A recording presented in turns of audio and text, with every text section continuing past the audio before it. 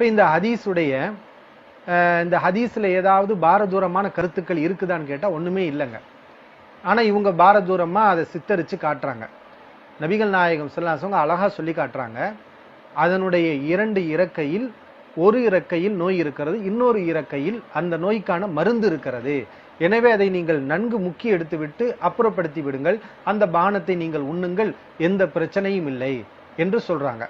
அப்ப இந்த ஹதீஸை இவங்க மறுக்கிறதா இருந்தா, இன்னைக்கு நாங்க விஞ்ஞான அடிப்படையில தான் இந்த ஹதீஸை மறுக்கிறோம், இன்றைக்கு விஞ்ஞானத்துக்கு இந்த ஹதீஸ் ஒத்து வரல, விஞ்ஞானத்துக்கு முரணா இருக்கு அப்படின்னு இவங்க சொல்றாங்கல்ல, இதுல இது கூட உண்மை கிடையாது. உண்மையிலே விஞ்ஞானத்தை காரணமா வச்சு கூட இந்த ஹதீஸை யாரும் மறுக்க மாட்டாங்க. நாமளும் விஞ்ஞானத்தை ஏத்துக்கிறோம். இந்த ஹதீஸை நம்பிய பல்வேறு விஞ்ஞானிகள் இருக்கிறார்கள். ஆனால் அவர்களுக்கெல்லாம் விஞ்ஞானத்துக்கு முரணாக இந்த ஹதீஸ் தெரியவில்லை. இவங்களுக்கு தெரியுதுன்னா என்ன காரணம்னா, விஞ்ஞானத்துக்கு முரண் கிடையாது, அவர்களுடைய மனோ இச்சைக்கு முரண். அவங்க வெளிப்படையை பார்க்குறாங்க, இது நமக்கு அருவருப்பா தெரியுது, ஈய முக்கிட்டு எப்படி நம்ம குடிக்கிறது, ஒரு நான் முஸ்லீம் இல்லாதவர்கள், ஈமான் இல்லாதவர்கள் இந்த ஹதீஸை எப்படி ஏத்துக்கிடுவாங்க, அதனாலேயே ஈமான் கெட்டு இப்படி தெரியுறாங்க இவங்க. அதான் மறுத்ததுக்குரிய காரணம். உண்மையிலே விஞ்ஞானத்தின் அடிப்படையில் இவங்க மறுக்கிறதா இருந்தா என்ன செஞ்சிருக்கணும்? இந்த ஹதீஸ்ல ஈயுடைய ரெக்கையை பற்றி பேசப்படுகிறது, ஒரு இறக்கையில் நோய் இருக்கிறது என்று சொல்லப்படுகிறது, இன்னொரு இறக்கையில் அந்த நோய்க்கான மருந்து இருக்கிறது என்று சொல்லப்படுகிறது. விஞ்ஞானத்துல நம்ம ஆராய்ஞ்சு பார்த்தோம். நீ என்ன விஞ்ஞானியா? இந்த ஹதீஸ் நீ மறுக்கக்கூடிய நீ விஞ்ஞானியா? ஒரு இளவும் தெரியாது. ஆனா விஞ்ஞானி பேசுற மாதிரி வெளியில படங்காட்ட மட்டும்தான் தெரியும். அப்ப என்ன செய்யறாங்கன்னா, விஞ்ஞானத்தை பேசுறாங்களா, நீங்க ஆராய்ச்சி பண்ணீங்களா? இந்த ஈயுடைய ஹதீஸை நீங்க ஆராய்ச்சி பண்ணீங்களா? இல்ல ஈய ஆராய்ச்சி பண்ணீங்களா? ஈயுடைய ரெக்கையை ஆராய்ச்சி பண்ணீங்களா? அதுல ஒரு ரெக்கையில நோய் இருக்குதுங்கிறத நீங்க கண்டுபிடிச்சீங்களா? அல்ல விஞ்ஞானிகள் ஏதாவது சொன்னதை வச்சு நீங்க பேசுறீங்களா? விஞ்ஞானிகள் ஈயுடைய ரெக்கையை நாங்க ஆராய்ச்சி பண்ணோம், அந்த ரெக்கையில எந்த விதமான மருந்தும் இல்லை, எந்த விதமான நோயும் இல்லை அப்படின்னு யாராவது சொன்னாங்களா? அப்படி ஒண்ணுமே இல்லையே. விஞ்ஞானம் சொல்ல போனா நமக்கு தகவல் படி விஞ்ஞானம் இதை உறுதிப்படுத்தியதாகத்தான் சில விஞ்ஞானிகள் சொல்வதாக நம்ம கேள்விப்பட்டிருக்கிறோம். ஆனா அது நமக்கு பெரிய ஆதாரம் கிடையாது. அவங்க சொல்றாங்க, சொல்லாம போறாங்க, அல்லது அதுக்கு மாத்தமா பேசுறாங்க, என்னமும் செஞ்சுட்டு போறாங்க. அது நமக்கு பெரிய விஷயம் கிடையாது. ஆனா இந்த ஹதீஸை மறுக்கக்கூடிய நீங்க இதை பத்தி உங்களுடைய கருத்தை சொன்னீங்களா? ஈயுடைய ரெக்கையை பத்தி உங்களுடைய கருத்து என்ன? அந்த ரெக்கையில இந்த ஹதீஸ் சொல்லக்கூடிய இந்த கருத்து, ரெக்கையில ஒரு ரெக்கையில நோய் இருக்கு, ஒரு ரெக்கையில மருந்து இருக்குன்னு இந்த ஹதீஸ் சொல்லுதே, இது சம்பந்தமாக நீங்க என்ன ஆராய்ச்சி பண்ணீங்க? உங்களுக்கு என்ன ஆராய்ச்சி இருக்கு? அது ஏதாவது உண்டா? ஒண்ணுமே கிடையாது. அதே மாதிரி இந்த ஹதீஸ்ல நபிகள் நாயகம் ஸல்லல்லாஹு அலைஹி வஸல்லம் என்ன சொல்றாங்கன்னா, அதை முக்கி எடுத்து விட்டு உண்ணுங்கள், அந்த நோய்க்குரிய மருந்து அதுல இருக்குது என்று சொல்றாங்க. அப்ப உண்மையிலே இந்த ஹதீஸை இவங்க மறுக்கிறதா இருந்தா, விஞ்ஞான அடிப்படையில நடைமுறைக்கு சாத்தியம் இல்லை என்று இவர்கள் மறுப்பதாக இருந்தா என்ன செஞ்சிருக்கணும்? அந்த ஹதீஸை இவங்க உண்மையிலே செயல்படுத்தி பார்க்கணும். ஒரு ஈ விழுந்த பானத்தை என்ன செய்யணும்? இவங்க நல்ல முக்கணும். முக்கி ஈய அப்புறப்படுத்தி விட்டு அந்த பானத்தை இவர்கள் ஆய்வுக்கு உட்படுத்தணும். ஆய்வுக்கு உட்படுத்தி இவங்க பார்வையில லேபுக்கு அனுப்பி அதுல உண்மையிலே கிருமி இருக்கிறதா, அந்த பானம் குடிப்பதற்கு தகுந்த பானமா அல்லது குடிப்பதற்கு தகாத பானமா என்ற ரிசல்ட்டை இவங்க விஞ்ஞானிகள்ட்ட இருந்து வாங்கி இந்த ஆய்வுகளை செஞ்சதுக்கு அப்புறம் நாங்கெல்லாம் ஆய்வு செஞ்சோம், இந்த மாதிரி ரிசல்ட் வந்திருக்கு, ஈ விழுந்த பானத்துல விஷம்தான் இருக்கு, அது குடிப்பதற்கு தகுதியான பானம் கிடையாது, இதை குடிச்சா மனுஷன் சீரழிஞ்சிருவான், ஆனா ஈ விழுகாத பானத்தை நாங்க ஆய்வு பண்ணோம், அது நல்லா இருக்குது, இந்த ரெண்டையும் ஆய்வு பண்ணி ஈ விழுந்த பானத்தையும் ஆய்வு பண்ணி ஈ விழாத பானத்தையும் ஆய்வு செஞ்சு இந்த மாதிரி ஆய்வு செஞ்சதுக்கு அப்புறம் இந்த ஹதீஸை இவங்க மறுத்தாங்களா? அப்படியும் மறுக்கல. எந்த ஆய்வும் கிடையாது, ஒரு மண்ணாங்கட்டியும் கிடையாது. ஆனா என்ன, நாங்க விஞ்ஞான அடிப்படையில் பார்த்தோம், இந்த ஹதீஸ் சரியான ஹதீஸ் கிடையாதுன்னு சொல்றாங்கன்னா இவங்க ஆய்வு செஞ்ச அடிப்படையில் மறுக்கிறாங்களா அல்லது மனசுல ஒரு நோய் வந்துருச்சு? இதுக்கு போறதுக்கு முன்னாடி ஒரு அடிப்படையை சொல்லிடுறேன். நம்ம விஞ்ஞானத்துக்கு மாற்றோம் அப்படிங்கிற வகையில் ஹதீஸை மறுத்தோமா? அவ்வளோ கூறுகிட்டு போய் நம்ம இருக்கிறோம். விஞ்ஞானத்துக்கு மாற்றத்துக்காக மறுக்கலை. விஞ்ஞானத்தை எதுக்கு நான் சொன்னேன்னு கேட்டால், இப்படி புழுகுறீங்கல்ல, அது தவறுங்கிறதுக்கு நான் சொன்னேன். அந்த போன வாரம் சொல்லும் பொழுது இந்த மாதிரி விஷம் இருக்குது, ஆய்வுகளை கண்டுபிடிச்சிட்டாங்க, இது மாதிரி பொய்யா சொல்கிறாங்க, அப்படி எதுவுமே இல்லை, நீ விஞ்ஞானத்தை கொண்டு நிப்பாட்டி முட்டு கொடுக்குற, விஞ்ஞானத்தில் கண்டுபிடிச்சிட்டாங்கன்னு பொய் சொல்கிற. அப்போ கண்டுபிடிச்சிட்டாங்கன்னு சொன்ன செய்தி பொய், அப்படி எதுவும் கண்டுபிடிக்கலை என்பதற்குத்தான் நான் விஞ்ஞானத்தை சொன்னேன். நான் மறுத்தது எதுக்கு மறுத்தேன்னு கேட்டால், கெட்டவைகளை ரசூலுல்லாஹ் அருவருப்பானதை ஹராமாக்குவார்கள், ஹபாயிஸ், அருவருக்கத்தக்கவைகளை ஹராமாக்குவார்கள் என்கிற குர்ஆன் வசனத்துக்கு மாற்றமாக இருக்கிறதுனாலையும் நடைமுறை கண்ணுக்கு தெரிகிற உண்மைக்கு மாற்றமாக இருக்கிறது. விஞ்ஞானத்துக்கு மாற்றம் இல்லை. விஞ்ஞானிகள் ஒரு நாளைக்கு இது சரியுமா, ஒரு நாளைக்கு சரியில்லைம்மா, டீ குடிக்கிறது கெட்டதுமா, அப்புறம் டீ தான் நல்லதுமா, அதெல்லாம் ஒரு காலத்துக்கு காலம் மாறுங்கிற அந்த பேசிக் இல்லாத முட்டாள்கள் நம்ம இருக்கிறோம். விஞ்ஞானிகள் சொல்கிறதில் விஞ்ஞானங்கிறதுல 2 வகை இருக்குது. விஞ்ஞானங்கிறது வந்து நம்மளே இப்போ கண்ணால் பார்த்து அறிகிறது கூட விஞ்ஞானம் தானே. இப்போ வந்து மலத்தில் உட்காந்து அந்த மலத்தை காலில் ஒட்டிக்கிட்டு வரும்னு விஞ்ஞானி சொல்கிறான். இது மாறவா செய்யும்? உனக்கு வந்து எனக்கு தெரியல, பார்க்குறோம்ல, மலத்தில் உட்காருதில்ல, சளியில் உட்காருதில்ல, சீலில் உட்காருதில்ல, சிரங்கில் உட்காருதா இல்லையா, சாக்கடையில் உட்காருதா இல்லையா? அப்போ எல்லாத்துலேயும் உட்கார்ந்து விட்டு அதுலேயும் வாயை வைத்து அதுலேயும் உறிந்து விட்டு அப்படியே வந்து என்ன செய்கிறது, ஒரு தண்ணீரில் வரும் பொழுது இதில் விஞ்ஞானி என்ன சொல்கிறான்னு கேட்டால், இது ஆராய்ச்சி பண்ணி சொல்கிறது இல்லை, என்னென்ன அதுக்கெலாம் நான் போகலை. இதில் சொல்லக்கூடிய விஷயம் உன் கண்ணுக்கு தெரியுதா இல்லையா? விஞ்ஞானிகள் சொல்கிறாங்கிறதுக்காக இல்லை, விஞ்ஞானியை சொல்லாட்டாலுமே நானே சொல்லலாமே, இதை பெரிய விஞ்ஞானியத்தை படிச்சுட்டு ஒரு தேவையில்லையே. அதில் ஒட்டிக்கிட்டு வருது, ஒட்டிக்கிட்டு வந்து என் உணவில் அது வைக்கிது, அது படுமா படாதா? அது லிக்விடான உணவாக இருந்தால் அதில் கலக்குமா கலக்காதா?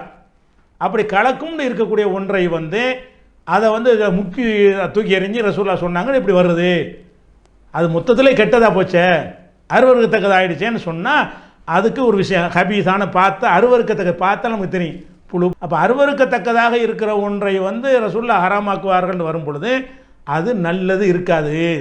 அப்படிங்கிறதுக்காக வேண்டி நம்ம ஒரு விளக்கம் சொல்கிறோம். விஞ்ஞானத்துக்கு மாற்றங்கிறதுக்காகலாம் சொல்லவே கிடையாது. நீங்கள் விஞ்ஞானத்தில் இருக்குது என்று புருடா விடும் பொழுது தான் இது எங்கப்பா வச்சு நான் விஞ்ஞானத்தில் நான் கேட்டிருக்கிறேன் வழங்குதான். நமக்கு வந்து ஏற்கனவே நான் விதி பிரகாரம் கண்ணுக்கு முன்னாடி தெரிகிறது, கண்ணுக்கு முன்னாடி மலம் இருக்கிறது, மலத்தை சாப்பிட்டால் அது வந்து கெடுதி என்று ஒருத்தர் சொல்கிறார். இதுக்கு என்ன ஆராய்ச்சியை பண்ணனு, நீ விஞ்ஞானியா? அடே மலம் கெடுதி தெரியதான செய்தி எல்லாரும் தெரியலடா. அப்போ கேட்ட கேள்விக்கு நீ விஞ்ஞானத்தில் இருக்குன்னு நிரூபிக்கிறதுக்கு பொய்யா சொல்லும் பொழுது தான் விஞ்ஞானத்தில் இப்படி இருக்கு காட்டுன்னு விஞ்ஞானத்துக்கு கவுண்டர் நம்ம கொடுக்குறோம். எங்கே விஞ்ஞானத்தில் சொல்லு அப்படிங்கிறோம். நீ விஞ்ஞானத்தில் பேசலைன்னு சொன்னால் இது நான் அப்போவே சொல்கிறேன், இந்த ஹதீஸை நானும் பேசியிருக்கிறேன். பல விஞ்ஞானிகள் இந்த மாதிரி அந்த ஒரு சிறகுல விஷமும் ஒரு சிறகுல மருந்தும் இருப்பதை விஞ்ஞானிகள் கண்டுபிடித்து விட்டார்கள் என்று எழுதியதை நம்பி நானும் பேசியிருக்கிறேன். அது பொய் என்று ஆகிவிட்டது நான் சொல்லியிருக்கேன். எதனால் அதை பேச வேண்டி வந்துச்சு? நீ அந்த பொய்யான தகவலை வச்சு எங்களுக்கு திணிச்ச. ஒரு ஹதீஸை நியாயப்படுத்துவதற்காக வேண்டி நம்பிக்கையோடு நின்றுட்டு போ. விஞ்ஞானத்திற்கு நீங்களடா இருக்கிறீங்க, ஒன்றுக்கு எதை எடுத்தாலும் விஞ்ஞானத்துக்கு போயிடுறீங்க. இவர்கள் விஞ்ஞானத்தை கொண்டு நிறுவுவாங்களாம், பொய்யான விஞ்ஞானத்தை கொண்டு. அது பொய்யா இருக்குன்னு நம்ம சொன்னோம்னா விஞ்ஞானத்தை பேசுகிறாங்க. நாங்கள் விஞ்ஞானத்தையெல்லாம் பேசலை, எல்லாம் விஞ்ஞானம் சம்மந்தப்பட்டதா? ஒரு பொண்ணை கடத்தி கொண்டு ரசூல்லா வச்சான், அது விஞ்ஞானம்? அது ஒரு பெண்ணை கடத்தி கொண்டு வச்சுருந்தார்கள்ங்கிறிய, ஒரு இளைஞனை பால் கொடுக்க சொன்னாங்க, அது விஞ்ஞானமா? அது அப்போ அந்நிய பெண் வீட்டில் தனிச்சிருந்தாங்கன்னு சொல்றியா, அது வந்து விஞ்ஞானமா? ரசூல்லா காலத்தில் இருந்த குர்ஆன் வசனம் வந்து மூத்த போனவர் காணா போச்சுன்னு ஆயிஷா நாயகி சொல்கிறாங்களே, அது வந்து விஞ்ஞானமா? நான் ஒரு பட்டியலை போட்டிருக்கேன், எல்லாம் விஞ்ஞானமா? விஞ்ஞானம்னு கரைஞ்சிரமா அஜிவா இப்போ அது எதனால் நான் சொல்கிறேன், நீ விஞ்ஞானம் சொன்னதுனால வர்றது. அப்போ நல்லா விளைவிக்கணும். அப்போ ஈயை பொறுத்த வரைக்கும் நம்ம நல்லா இப்போ சொல்கிறேன், விஞ்ஞானத்துக்கு மாற்றம்ங்கிற கான்செப்டே கிடையாது. உண்மைக்கு மாற்றம், நடைமுறைக்கு மாற்றம், நிதர்சனத்துக்கு மாற்றம். உண்மைக்கு அல்லாஹ்வுடைய விஷயங்கள் வந்து உண்மையாக இருக்கும். ஒமன் அஸ்தகு மினல்லாஹி கீலா, அல்லாஹ்வை விட அதிக உண்மை சொல்பவன் யார்? ஒமன் அஸ்தகு மினல்லாஹி ஹதீஸா, அல்லாஹ்வை விட உண்மை பேசுகிறவன் யார்? அப்போ அல்லாஹ் பேசுறது உண்மை, ரசூல் பேசினாலும் உண்மை. ஏன்னா சுயமாக பேச மாட்டார். அப்போ உண்மை என்றால் உண்மையா இல்லை. உண்மைன்னு சொல்கிற விஷயம் மறுமை சம்மந்தப்பட்டதாக இருந்தால் நிரூபிக்க இயலாது, இம்மை சம்மந்தப்பட்டதாக இருந்தால் நிரூபிக்கலாம். இம்மை சம்மந்த உண்மைங்கிறீங்களா, நிரூபி. இது வந்து விஞ்ஞானத்துக்கு எதிரானது அப்படி என்று சொல்றவர் வந்து முதல்ல உலகத்தில் வந்து என்ன நடந்துட்டுங்கிறத பார்க்கணும். விஞ்ஞானம் இதை மறுக்குதா அப்படின்ற இல்லவே இல்லை. விஞ்ஞானம் அது மறுக்கவே இல்லை. நிறைய ப்ரொஃபஸர்கள், நிறைய சயின்டிஸ்டுகள் வந்து இதை வந்து ஏற்றுக்கொண்டிருக்கிறாங்க. பல ஆண்டுகளுக்கு முன்னாடியே வந்து இதை ஏற்றுக்கொண்டு வைக்கிறாங்க. அதே மாதிரி ஆஸ்திரேலியாவில் மெக்வா யூனிவர்சிட்டி, இந்த யூனிவர்சிட்டியில் உள்ள சயின்டிஸ்டுகள் வந்து இந்த கொசுவினுடைய இறக்கையில் இருக்கக்கூடிய பாக்டீரியாக்கள் பற்றி அதை ஒரு ஆய்வு செய்கிறாங்க. அவங்க ஆய்வு செஞ்சு அவங்க ஒரு மஜல்லாவில் அதனுடைய முடிவை எழுதுறாங்க. அதனுடைய ஒரு சைட்டில், அந்த கொசுவினுடைய ரெக்கையின் ஒரு சைட்டில் வந்து கெட்ட பாக்டீரியாக்கள், மனுஷனுக்கு நோய் தரக்கூடிய வந்து பாக்டீரியாக்கள் இருக்குது. அதை கொல்லக்கூடியது மற்ற சைட்டில் இருக்குது. அதை விஞ்ஞான ஆய்வு கூடத்தில் வளர்த்து விட்டு அந்த நோயை பரப்பக்கூடிய ஒரு சைட்டு வந்து அப்படியே வளர்த்து விடப்படுது. வளர்த்துட்டு அடுத்த சைட்டை என்ன செய்கிறாங்கன்னு சொன்னால் அதில் உள்ள பாக்டீரியா எடுத்து அதில் விடுறாங்க. விட்டோன்னா அது எல்லாமே செத்து போகுது. இது அதை சாவடிக்குது அப்படிங்கிற ஒரு விஷயத்தை வந்து என்ன செய்கிறாங்க, ஆய்வு செய்கிறாங்க. ஆய்வு செஞ்சு அதை வந்து நிரூபிக்கிறாங்க. அதே மாதிரி ப்ரொஃபஸர் ஆண்ட்ரூ பீட்டிங்கிறவர், அதே மாதிரி ப்ரொஃபஸர் மேஷல் கிளாசன் என்று சொல்லக்கூடியவர், இவங்கெல்லாம் வந்து என்ன செய்கிறாங்கன்னு சொன்னால் இதை நிரூபிக்கிறாங்க. இந்த பாக்டீரியாக்கள் வந்து இப்படி இருக்குது அப்படின்னு நிரூபிக்கிறாங்க. அந்த ஹதீஸில் வந்து நபிகள் நாயகம் ஸல்லல்லாஹு அலைஹி வஸல்லம் அவங்க சொல்லும்போது என்ன சொல்கிறாங்கன்னு சொன்னால், உங்கள் ஒருவருடைய பாத்திரத்தில் குடிக்கக்கூடிய குடிபானத்தில் ஈ விழுந்துட்டுன்னு சொன்னால் அதை அமுக்கி விட்டுட்டு அதை வெளியேற்றிட்டு அதை குடியுங்கன்னு சொல்லிட்டாங்க. அந்த ஹதீஸை நான் நேரத்தில் சொன்னேன். அந்த ஹதீஸில் பின்னுக்கு ரசூலுல்லாஹி ஸல்லல்லாஹு அலைஹி வஸல்லம் அவங்க என்ன சொல்கிறாங்கண்டா, அதனுடைய ஒரு ரெக்கையில் வந்து நோயும் இன்னொரு ரெக்கையில் அதுக்கு மருந்தும் இருக்குது அப்படின்னு சொல்கிறாங்க. அப்போ இன்றைக்கு இருக்கக்கூடிய இந்த யூனிவர்சிட்டியில் இருக்கக்கூடிய சயின்டிஸ்டுகள், சில ப்ரொஃபஸர்கள் அந்த பாக்டீரியாக்கள் சம்பந்தமாக ஆய்வு செய்து அதில் உள்ள அந்த நோயை கொல்லக்கூடியது ரெண்டுமே ஒரு சின்ன ஒரு ஈயில் ஒரு ரெக்கையில் வந்து அது நோயை கொடுக்கக்கூடிய கெட்ட பாக்டீரியாக்களும் இன்னொன்றில் அதை சாவடிக்கக்கூடிய நல்லது இருக்கிறத பார்த்து அதிசயித்து அவங்க இந்த குர்ஆன் ஹதீஸ் எல்லாம் பார்க்கல, அவங்க ஈயை பற்றி ஒரு ஆய்வு செஞ்சு ஈயில் இப்படி ஒன்று இருக்குதுன்னு சொல்கிறாங்க. எழுதவும் தெரியாத படிக்கவும் தெரியாத நபிகள் நாயகம் ஸல்லல்லாஹு அலைஹி வஸல்லம் அவங்க இதை செஞ்சுட்டு குடிங்கன்னு மட்டும் சொல்லலை, அதுக்கு விளக்கம் வேற சொல்கிறாங்க. என்ன சொல்கிறாங்க, அதனுடைய ஒரு ரெக்கையில் நோய் இருக்குது, இன்னொரு ரெக்கையில் அதுக்கு மருந்து இருக்குது அப்படிங்கிறாங்க.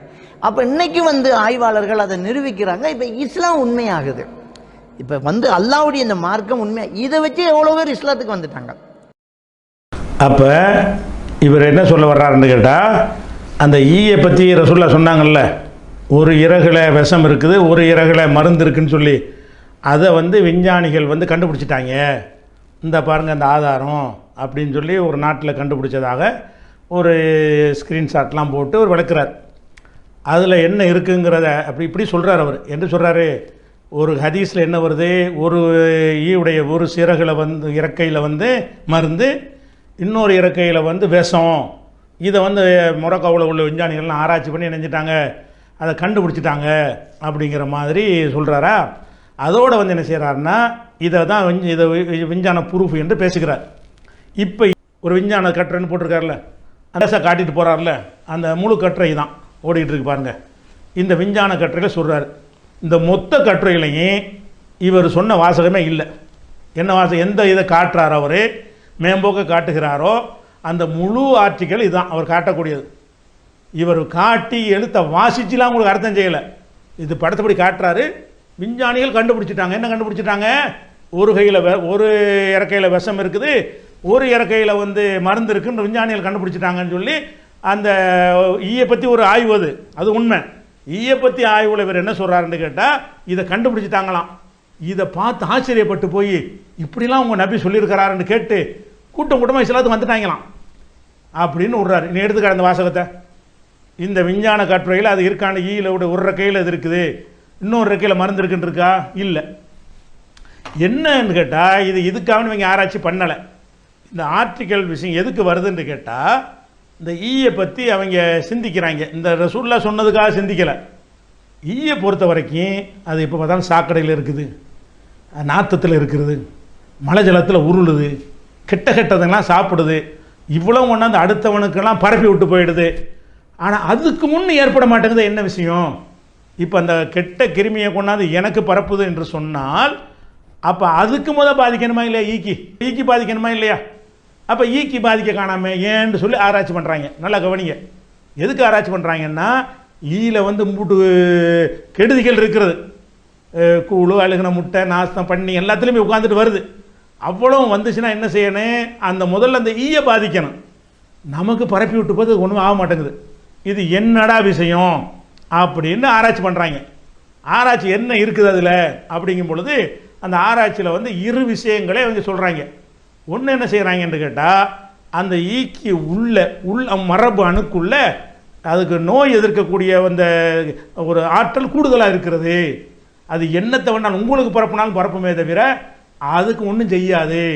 அதை எதிர்த்து நிற்கிற மாதிரி அதில் டிஎன்ஏ அதில் மரபணு இருக்கிறது. அதை வந்து உள்ளுக்குள்ள அந்த மரபணு ஆராய்ச்சி பண்ணிவிட்டு இந்த ஈயுடைய மரபணுக்கு உள்ள என்ன இருக்குது, அந்த அந்த நமக்கு பரப்பக்கூடிய நோய் கிருமிகள் இருக்குல்ல, அந்த கிருமிகள் வந்து அதை பாதிக்காது, அதை போய் திங்கிது, அதுக்கு பாதிக்க மாட்டேங்குது.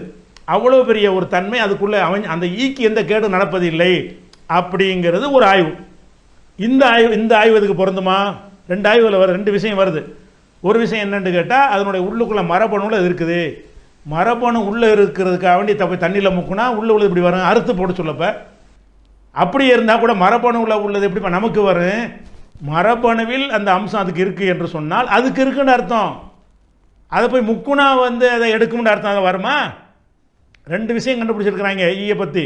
ஒரு விஷயம் இப்படி ஒன்று உள்ளுக்குள்ளே இருக்குது விஷயம், அந்த ஈயுடைய உள்ளமைப்பில் வந்து நோய் எதிர்க்கக்கூடிய தன்மை இருக்கிறது, இருந்துட்டு போகுது. நமக்கு என்ன அந்த விஷயத்துக்கு ஈ வந்து டீயில் கூட ஒரு அமுக்கி தூக்கி போட்டுருங்க, ஏன்னா ஒரு இறகுல வந்து விஷம் இருக்குது, ஒரு இறகுல மருந்து இருக்குது, இப்படிங்கிறதுக்கு ஏதாவது சம்மந்தம் இருக்குதா? இதை ஒரு ஆய்வு பண்ணிடுறாங்க. அடுத்து என்ன செய்கிறாங்கன்னு கேட்டால், இன்னொரு ஆய்வு செய்கிறாங்க. இந்த ஈயுடைய உள்பக்கம் இல்லாமல் வெளியிலையும் ஏதாவது இருக்குதா? வெளி என்று சொன்னால் சிறகு இல்லை, இறக்கை இல்லை. வெளி என்று சொன்னால் வயிறு, தலை, மொத்த உடம்பு, அதில் இறக்கைங்கிற சின்ன அளவு.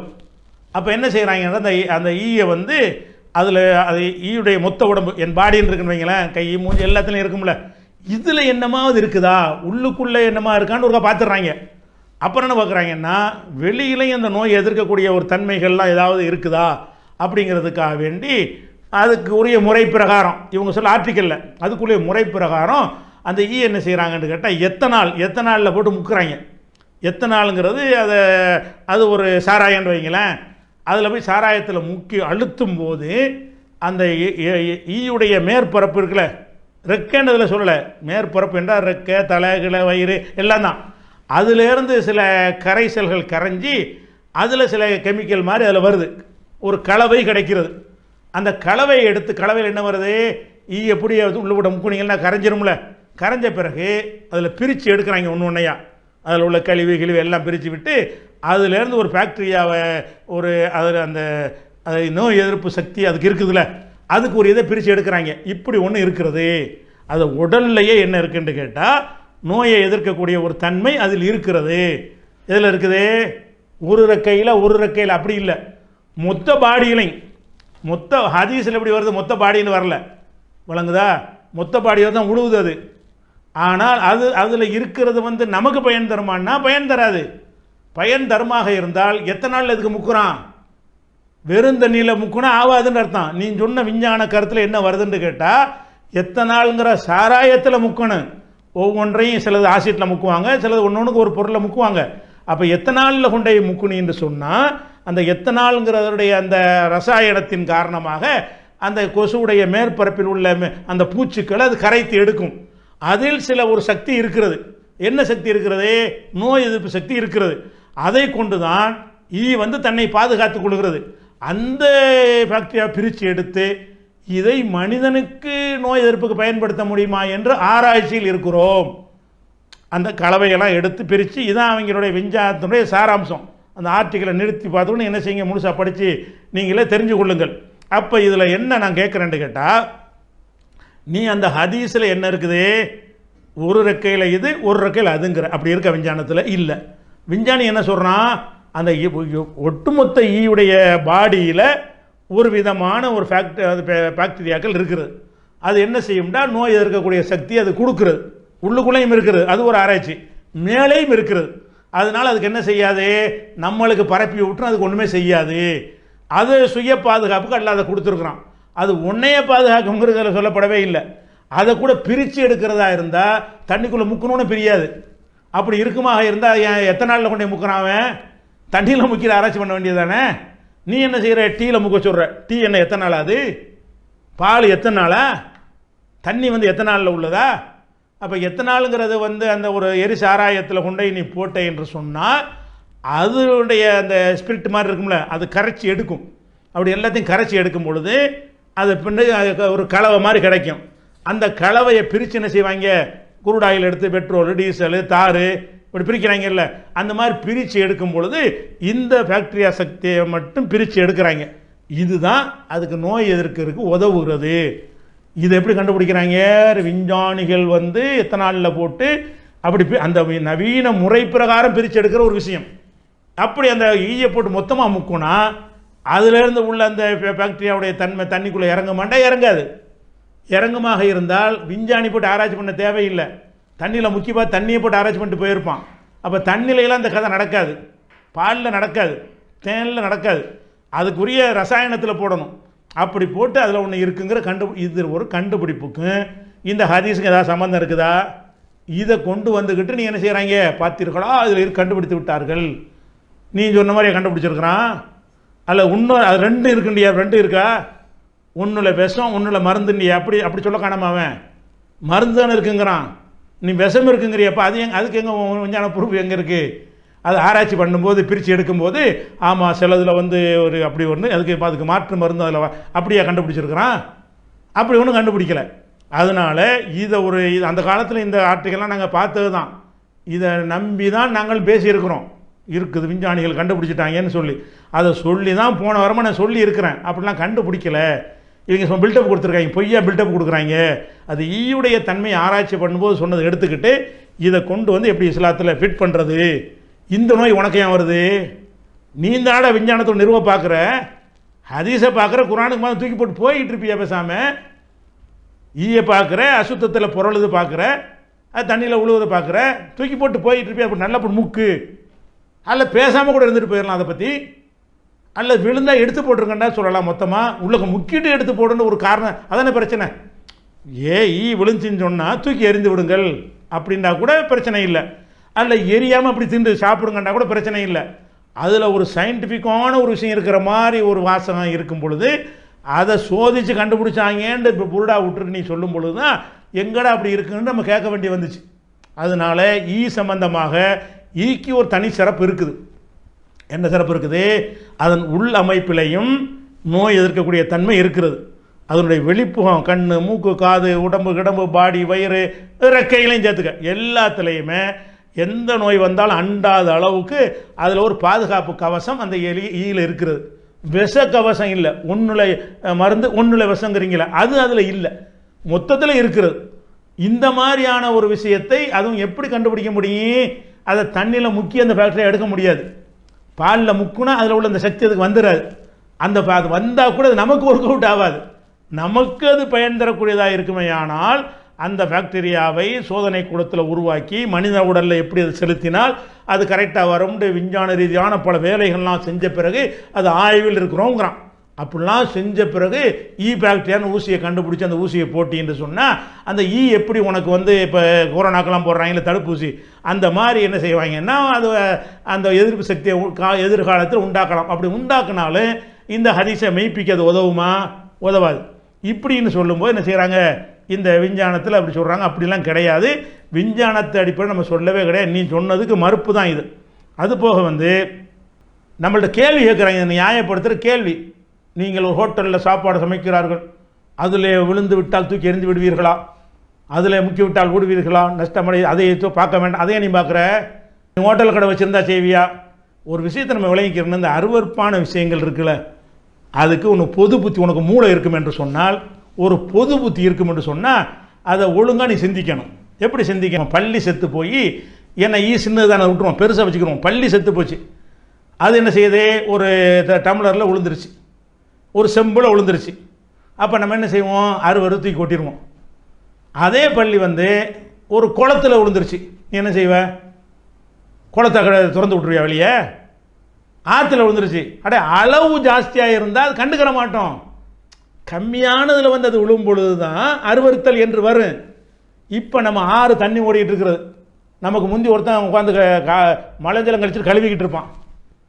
அதை எதாவது நினைக்குவோமா? அவ்வளோ பெரிய தண்ணியில் என்னத்தை கடத்துற போகுது? இவ்வளோ பெரிய தண்ணி ஓடக்கூடிய தண்ணீரில் ஒருத்தன் போய் காலை கழுவுறதுனால என்ன நடந்துட போகுது? மாதவிடாய் பொண்ணு போய் அவள் குளிப்பா, அந்த அந்த பக்கம் இந்த பக்கம் நம்ம இருப்போம், ஓஹோ தண்ணி ஆற்ற விட்டு ஆற்ற தண்ணியை வெளியேற்று அப்படியா சொல்லுவோம். அப்போ ஒரு டப்பில் ஒருத்தன் மூத்திரம் மேய்ஞ்சிட்டான், என்ன செய்வேன்? தூக்கி ஊற்றிடுவேன். ஆற்றுல மூத்திரம் மேய்ஞ்சிட்டான், அவன் மூத்திரம் மேய்ஞ்சி விட்டான், கூறு கட்டு போய் நீ ஹோட்டல் வச்சுருந்தா செய்வியா? அட அதிகமான பொருளில் ஒன்று ரெண்டு ஒன்றை தூக்கி போட்டு ஒன்றும் செய்யாது, பாதிக்காது. அந்த அருவறுப்பு இருப்புனா என்னென்னா அந்த குறைந்த டம்ளரில் உள்ள அளவில் வரும்போது பாதிக்கும், சின்ன அளவில் உள்ளது பாதிக்கும். எந்த ஒரு அருவறுப்பானதுக்கு நீ என்ன அளவுகோல் வச்சுருக்கிற? புத்தியை பயன்படுத்தணுமா இல்லை? வாதம் பண்ணுறேன்னு உருட்டு கிறுக்குத்தனமாக வளர்றதா அது? அப்போ ஹோட்டல் வச்சுருந்தானா ஹோட்டலில் என்ன அரைக்கப்படி அரிசி ஆக்குவானாம? அது போக திடப்பொருளில் உழுவும் போது அந்த பஞ்சாயத்து வராது, திரவத்துக்கு இந்த பஞ்சாயத்து வரும். சோத்தில் விழுந்துருச்சுன்னா அந்த 3 பறக்கைந்திக்கு போட்டு விட்ற, அவ்வளோதானே, ஊடுருவியா போகும். சோத்தில் உட்காந்தா அதை தூக்கி எரிஞ்சு போயிட வேண்டியதானே. முறுக்குள்ள உட்காந்து லேசாக அந்த உடச்சி விட்டு போயிடுறோம், அவ்வளோதானே. அதில் தண்ணி மாதிரி இருந்தால் தானங்க பரப்ப முடியும், உள்ள வரைக்கும் போகும். திடமான பொருளாக இருந்துச்சுன்னு சொன்னால் அது கொஞ்சம் அளவுக்கு அந்த எலி வந்து நெய்யில் உளுந்தா ஓரத்தெல்லாம் எடுத்து போட்டு போங்கன்னு சொல்கிறாங்கல்ல, அந்த கணக்கில் ஒடியாந்துடும். இதெல்லாம் நீ வந்து இப்போ தண்ணீருக்கு சொல்லும் பொழுது அது உள்ள அமுக்குனால் அதில் உள்ளது கண்டிப்பாக கரையத்தான் செய்யும். என்ன கரையும்? இவன் கண்டுபிடிச்சிருக்கிறான ஃபேக்ட்ரி, அது கரையாது. வேற என்ன கரையும்? சீலு, சிலங்கு, மரம், மல்லம், ஜலம் அதிலெல்லாம் ஒட்டிக்கிட்டு வருமா, காலில் வாயில் ஒட்டிக்கிட்டு வருமே, ரெக்கையில் கூட ஒட்டிக்கிட்டு வருமே, அதுதான் கரையும் என்று தெரியும் பொழுது தூக்கி போடுன்னு சொல்லாமல் நல்லா முக்கி நல்லா சாப்பிடு, கொஞ்சம் கொஞ்சம் கரையாமல் இருக்கும்ல, ஒரு அமுக்கணுன்னு சொன்னால் இன்னும் நல்லா கரைஞ்சி போயிடும். என்னங்கடா இப்படி ரசூலா சொல்லுவாங்களா? இது இஸ்லாமா? இதில் என்ன ஒரு மார்க்க வழிகாட்டுதல் இருக்கிறது? பெரிய முன்னறிவிப்பு ரசூலா செஞ்சார் கஞ்சானத்தை அப்படி கண்டுபிடிச்ச மாதிரி பேசுகிறானுவோம். அப்படிலாம் ஒன்றுமே, ஒரு ரெக்கையில் விஷம் ஒரு ரெக்கையில் மருந்துங்கிறது கிடையவே கிடையாது என்பதை இப்போ ஆராய்ச்சி பண்ணி அவன் சொல்லிட்டான்ல, அதில் தெரிஞ்சு போச்சு. நீ கண்டுபிடிச்சான்னு கேட்குறான்ல, நீ கண்டுபிடிச்சதாக சொல்கிற மேட்ரு அதில் தெரிஞ்சு போச்சே, 2 வரலையே. நீ என்ன நான் விஞ்ஞானத்தில் கண்டுபிடிச்சனான்னு கேட்குற கூமுட்டை, நீ கண்டுபிடிச்சதா சொல்கிறிய, அந்த கண்டுபிடிப்புலையே 2 விஷயம் அதில் இல்லைன்னு தந்துருச்சே, நீ தானே ஆதாரமாக காட்டுற. அதில் நல்லதாக இருக்குன்னு தானே வருது, நோய் எதிர்ப்பு சக்தி தான் இருக்குன்னு வருது, அதில் விஷம் இருக்குன்னு வரக்கானமே. அப்போ நீ போட்ட உன் கையை கொண்ட உன் கண்ணை குத்திக்கிட்ட, அதில் ஒன்றுமே இல்லை. நீ ஆராய்ச்சி பண்ணனியா? நான் பண்ணலப்பா, நீ எதை ஆராய்ச்சின்னு பண்ணனியோ அது சொல்லுது. என்ன சொல்லுது? ஒரு ரெக்கையில் விஷமும் இல்லை, ஒரு ரெக்கையில் மருந்தும் இல்லைன்னு சொல்லி பிடிச்சிப்ப இருந்து ஆராய்ச்சி பண்ணி அதை கண்டுபிடிச்சி அதுவும் சேர்ந்து வந்திருக்குமே. அவன் ஆராய்ச்சி பண்ணிவிட்டானே, நீ விஞ்ஞானியான்னு கேட்குறாங்க. அப்போ நீ விஞ்ஞானியா? அது பரப்புனி நீ விஞ்ஞானியா? விஞ்ஞானத்தில் இருக்குன்னு தான் நீ பரப்புன, பொய்யை பரப்புன. அப்போ அது ஒரு விஷயத்தை பார்க்கணும். அதனால் வந்து ஒரு அளவு வச்சு ஹோட்டல் வச்சு அவ்வளோ செய்வியா, அது செஞ்சால் செய்வியான்னு இதெல்லாம் ஒரு கேள்வியா? அப்போ இதே மாதிரி நான் உன்ட்ட கேட்குறேன், இது கேட்ட மாதிரி உன்ட்ட நானுக்கு இருக்குத்தனமாக கேட்கணும்ல. ஒரு எலி விழுந்து விட்டால் என்ன செய்யணும்? ஒரு செம்பு தண்ணீர் எலி விழுந்தால் என்ன செய்யணும்? நல்லா முக்கி தூக்கி எரிஞ்சு குடின்னு சொல்லுவியா? சொல்ல மாட்டேன். அதே எலி ஆற்றுல விழுந்தா என்னென்னு நான் கேட்குறேன், நீ என்ன செய்வ? அதனால் உன்னை அது பாட்டுக்கு வந்துட்டு நம்ம கண்ணை. அப்போ என்ன 2 நாள் எடுக்கிற? அதான் இது ஹோட்டலில் ஒரு டம்ளரில் உள்ளதுக்கு ஹோட்டலில் சமைக்கிறதுக்கு வித்தியாசம். அதுதான் ஒரு பொது அறிவு உனக்கு வேணாம். அருவறுக்கத்தக்க பொருள்கள் இல்லாத கிணத்துல வந்து எவ்வளோ விஷயங்களை போடுறான். ஒரு பள்ளி கிணத்துல செத்து போச்சு, அந்த தண்ணி யூஸ் பண்ண மாட்டீங்க, ஆனால் ஒரு டம்ளரில் ஒன்று யூஸ் பண்ண மாட்டேங்கிறீங்க. அந்த மனிதனுடைய ஒரு பொது அறிவு சொல்லுகிறது, இது வந்து இவ்வளவு விஷயத்தை ஒன்றும் செஞ்சிடாது, இவ்வளோ விஷயத்தை செய்யின்னு ஒரு கணக்கு இருக்குல்ல. கால்குலேட் பண்ணாட்டாலும் ஒரு மனிதனுடைய பொது அறிவு சொல்லும், இந்த பொருள் இதில் விழுந்து ஒன்றும் செய்யாது. ஒரு எறும்பு விழுந்துச்சின்னு வைங்க தண்ணீரில், தூக்கி பிடிச்சி சாப்பிடுவோம். ஏன்னு கேட்டால் இது சின்ன பொருள், இது போய் எறும்புல அதில் என்ன செஞ்சிட போகுது அப்படின்னு நம்ம எடுத்துக்கிடுவோம். கொஞ்சம் பெருசாக இருக்குது. அது போக கண்டதுலேயும் உட்காந்து எறும்பு மாதிரி உள்ள விஷயமா இல்லை, பறந்து பரப்பக்கூடியதாக இருக்கிறது. அப்படிங்கும்போது இதில் என்ன விஷயம் இருக்குது, இதை கொண்டு உள்ள நுழைச்சிடக்கூடாது, தவிர்க்க நினைக்கிறோம். இன்னும் சொல்ல போனால் இந்த என்பதனுடைய ஒரு கெட்டது என்று விஞ்ஞானி எல்லாருமே நோய் பரப்புறதுல முக்கிய இடத்துல இருந்து கண்டுபிடிச்சிட்டாங்கல்ல. இதை வந்து நமக்கு மார்க்கம் எப்படி நமக்கு சொல்லும் என்று கேட்டால், இதில் தூரமாக இருந்துக்கிறங்க, டேஞ்சரானது என்று சொன்னால் நெருங்க விட மாட்டோம். இப்படி சொல்லி கொடுத்தீங்கன்னு சொன்னால் வரட்டும் போக அமுக்கி சாப்பிட்ருவோம். அவள் வரட்டணும்னு ஒரு சைக்காலஜிக்கலாக வருமா? வந்த வரட்டும் உள்ள உட்காந்து ஒரே அமுக்கு அமைக்கிறோம். இப்போ என்ன? அப்போ எப்படி இந்த மார்க் நமக்கு சொல்லித்தரணும்? அதாவது நமக்கு நல்லதை சொல்லித்தரணும். எது கெட்டது என்று கண்ணுக்கு தெரிகிறது அந்த கெட்டதை அதை வந்து மென்மைப்படுத்துகிற மாதிரி, நீ பாட்டு சும்மா திறந்து போடு, அது பாட்டு உள்ளே கொண்டுட்டு போகுது, மூடி வை என்று கூட நினைக்க மாட்டான் ஒருத்தன். ஏன் மூடி வைக்கணும்? உட்காந்து நமக்கு என்ன உட்காந்து ஒரு அமுக்கு அமைக்கிட்டு குடிக்க வேண்டியதானே? இப்படி இப்படி இப்படி வழிகாட்ட போகிறீங்களா? ஈயிலேருந்து தூரமாறீங்கன்னு அவ்வளோ போதனைகள் செய்யப்படுகிறது. அதனால இந்த விஷயத்தை விளங்கிக்கிறேன்னு இது ஒரு விஷயம், எல்லாத்துக்கும் பதில் சொல்லியாச்சு. இன்னும் சில விஷயங்களை வந்து இந்த ஒருத்தர் பேசியிருக்காரு, அவருக்கு வந்து அன்சாரி தனியாக அவர் பதில் போட்டிருக்கிறாரு. அது இன்ஷா அல்லாஹ் நாளைக்கு இதில் வெளியிடப்படும். அடுத்தது வந்து இப்போ டிஎன்டிஜே சார்பாக பயங்கரமான ஒரு விஷயம் சொன்னீங்க இல்லையா, அந்த விஷயத்தை இப்போ நீங்கள் பாருங்கள். இதுக்கு பிறகு அதில் பயணிக்கிற யாராக இருந்தாலும் சரி தங்களுடைய எல்லா அமல்களையும் அழித்து நாசமாக்கி கொள்கிறீர்கள் என்பதை ஒரு எச்சரிக்கையாக செய்து கொள்ள, அதை ஒரு பதிவு செஞ்சதாக இருக்கனால இதில் சேர்த்து விட்டுறோம். சரியா? போட்டு விட்ருங்க.